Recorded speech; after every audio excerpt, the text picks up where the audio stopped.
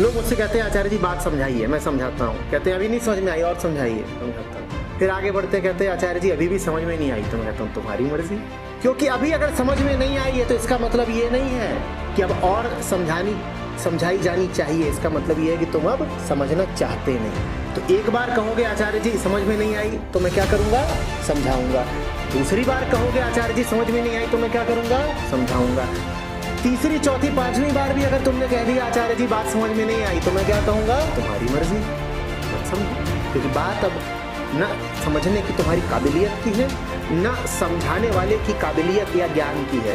बात अब तुम्हारी नियत की है। तुम समझ इसलिए नहीं रहे क्योंकि तुम समझना चाहते नहीं, क्योंकि समझ गए तो तुम्हारी सुख सुविधाओं पर चोट पड़ेगी, इसलिए तुम जानबूझकर ना समझ बने रहना चाहते हो।